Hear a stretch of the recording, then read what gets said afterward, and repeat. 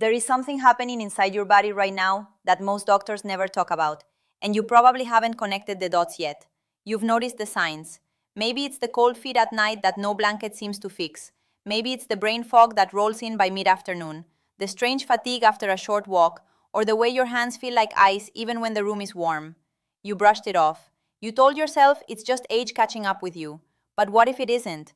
What if those quiet, easy to miss signals are your body waving a red flag, telling you that your blood flow is starting to weaken? Because here is what most people believe. They believe that feeling tired, feeling cold, losing sharpness is simply what getting older feels like. They've been told this their whole lives. Doctors wave it away, articles bury it in footnotes. So people accept it as fate, as if after 50, your body is just running down and there is nothing to do about it. That belief is wrong. It is dangerously wrong. Because weakening blood flow is not an inevitable sentence. It is a signal. And signals can be responded to. The body is not giving up. It is asking for help. Today, I am going to show you exactly what it's asking for. My name is DR.MARIANA. I am a board-certified cardiologist and vascular health specialist with over 16 years of clinical experience working with men and women over 50 who came to me convinced their best years were behind them.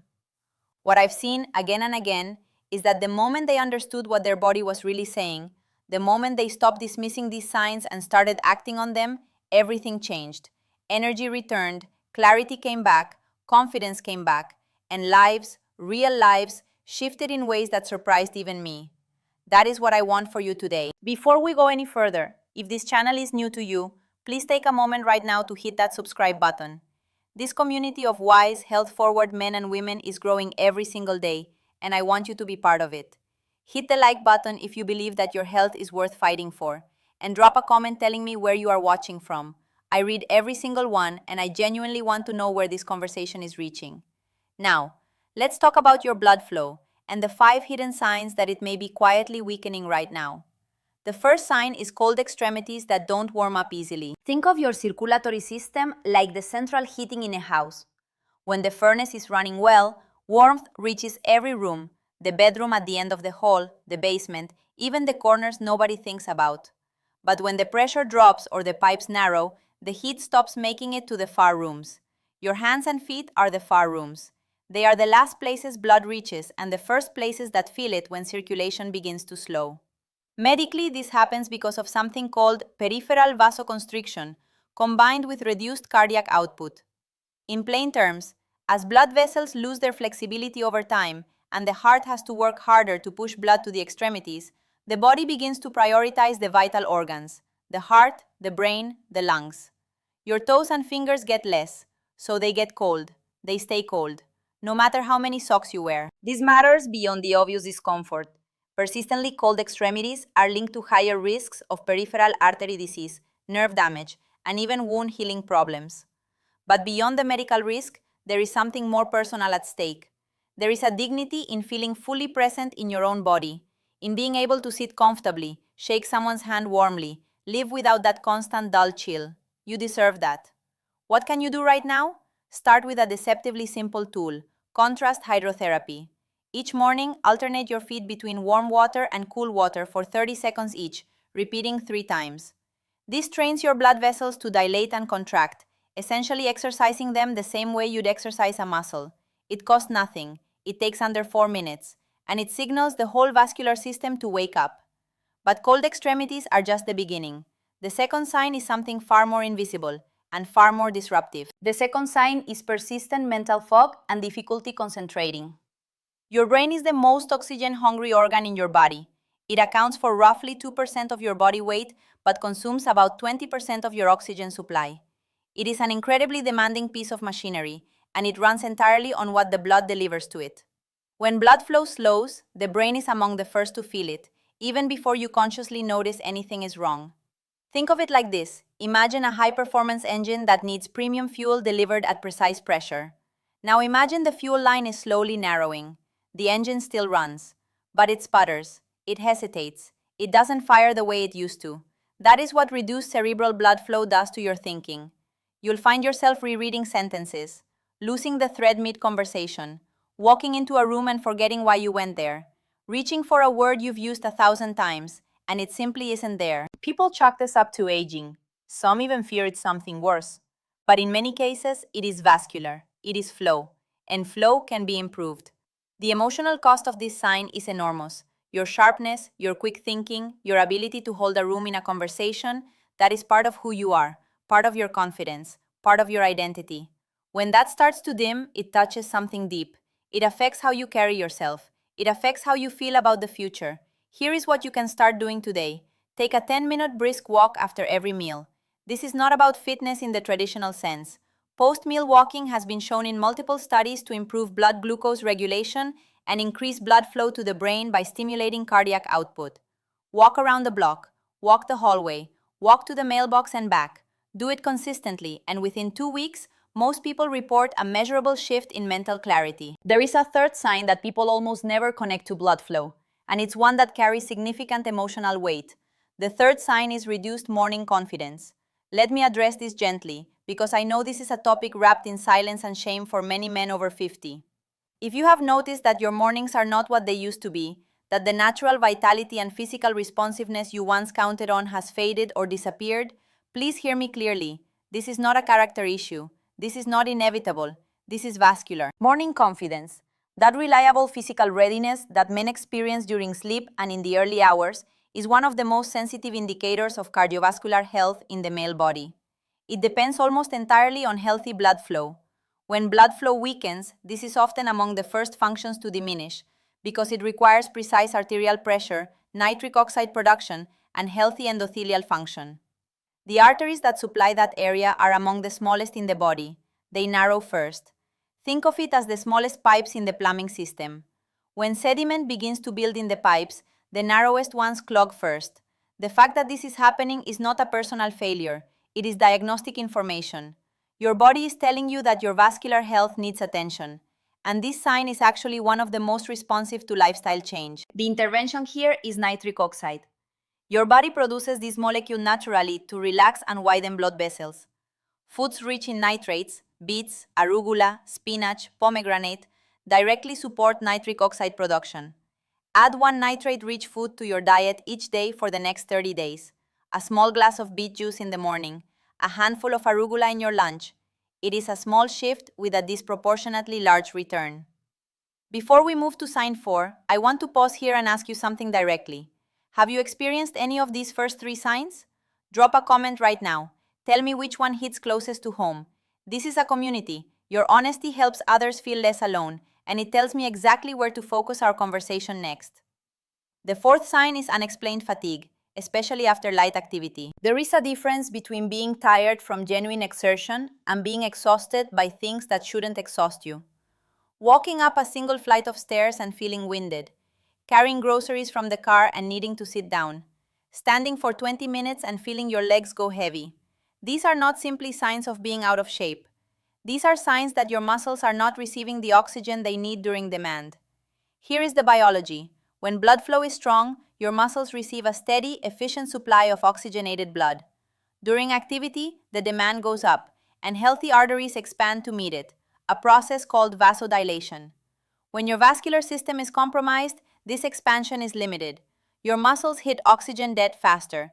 Lactic acid builds up sooner. The burning, the heaviness, the breathlessness arrives before it should. Picture a fire hose attached to a narrow garden tap. You need maximum pressure, but the source can't deliver it. That is your body during activity when blood flow is weakening. The dignity of being able to do things, to move freely, to carry your own weight, to keep up, is something we rarely appreciate until it starts to slip. The goal here is not to push through the fatigue. It is to rebuild the infrastructure that causes it. The intervention is consistent Zone 2 cardio. This means low-intensity aerobic exercise, walking, cycling, swimming, performed at a pace where you can hold a conversation but are slightly breathless. 20 to 30 minutes, 4 times a week. This is the zone where blood vessels are trained, where new capillary networks are stimulated, where the vascular system learns to be more efficient. It is not dramatic. It does not require a gym. But over 30 days, the difference is often profound. The fifth and final sign is one that is hiding in plain sight, and almost nobody talks about it. The fifth sign is slow wound healing and frequent bruising. You nick yourself shaving. 2 weeks later, it's still there. You bump your arm on a doorframe and the bruise lingers for almost a month. You assumed it was just thinner skin, And yes, skin does change with age, but slow healing is not primarily a skin issue, it is a blood flow issue. When you sustain any kind of wound or trauma to tissue, your body immediately reroutes blood to that area. Platelets arrive, clotting begins, immune cells flood in, growth factors are delivered. This entire process, this beautiful coordinated repair operation, depends entirely on adequate, rapid blood flow to the site. When circulation is sluggish, the cavalry arrives late. The repair crew shows up understaffed. Healing slows. This is your body's repair system running on reduced fuel. And it matters enormously because slow tissue repair is not just about the inconvenience of a bruise that won't fade. It is a window into how your body handles all internal repair, including micro damage to the heart, the arteries, the joints. If the visible repairs are slow, the invisible ones are too. The intervention here is magnesium. Most people over 50 are quietly deficient in this essential mineral, and magnesium plays a critical role in blood vessel function, blood pressure regulation, and platelet activity. 300 to 400 milligrams of magnesium glycinate taken daily. The glycinate form is the most absorbable and gentlest on the stomach, can meaningfully support the vascular function needed for efficient repair. Check with your doctor on the right dose for you. Now I want to tell you about David. David was 67 when he first came to see me. He was a retired high school teacher, someone who had spent decades pouring energy into other people and had frankly neglected himself. When he sat down in my office, he described his life in a way I will never forget. He said he felt like he was watching himself from a distance. His hands were always cold. His thinking was slow and foggy by noon. He told me, almost whispering, that he and his wife had grown distant in ways he was ashamed to explain. He was exhausted by small things. He bruised easily. He had decided in the quiet of his own mind that this was simply the rest of his life. We did a vascular assessment. His blood flow was compromised, not catastrophically, but measurably. We started him on a simple protocol: daily walking after meals, a beet-based morning drink, magnesium glycinate at night, and contrast food baths each morning. No medications, no dramatic interventions, just consistent, small actions every single day. Within 6 weeks, David called me. His voice sounded different, lighter. He said the fog had lifted. He and his wife had reconnected in ways he hadn't expected. He had climbed the stairs in his house without stopping at the landing. Dr. Mariana, he told me, I feel like I got some of myself back. That is the goal. That is always the goal. Now, I want to speak to something that I know is sitting quietly in the back of your mind as you watch this. Maybe you've been thinking, this all sounds good, but is it too late for me? Maybe you're older than David. Maybe things have been going the wrong direction for a long time. Maybe the voice in your head is telling you that your window has closed. I want to name that fear directly because it is real and it is common and it is wrong. The research on vascular health is unambiguous on this point. The human circulatory system retains plasticity, the capacity to improve, well into the 70s and 80s. Blood vessels can be trained. Nitric oxide production can be stimulated. New capillary networks can form. The heart can become more efficient. These are not hopeful theories. They are documented, repeatable, physiological facts. You are not too late. The signs your body is showing you are not the end of the story. They are the beginning of a conversation your body has been trying to start for a while. Today, you are finally listening. That matters. That is enough to begin. Here is your action summary. Print it. Put it on your refrigerator. Come back to it every morning for the next 30 days. Sign 1. Cold extremities. Do contrast foot baths every morning, alternating warm and cool water for 30 seconds each, 3 rounds. Sign 2. Mental fog. Take a 10-minute brisk walk after each meal, every single day. Sign 3. Reduced morning confidence. Add 1 nitrate-rich food to your diet each day: beets, arugula, spinach, or pomegranate. Sign 4. Fatigue after light activity. Commit to 20 to 30 minutes of Zone 2 cardio 4 times per week. Keep it conversational. Keep it consistent. Sign 5. Slow healing and bruising. Begin magnesium glycinate supplementation at the dose your doctor recommends, taken each evening. Your 30-day challenge. Starting today, complete at least 3 of these 5 actions every single day for 30 days. Not perfectly, not dramatically, just consistently. Keep a simple log, check off each day. At the end of 30 days, notice what has shifted. I promise you will have something to report.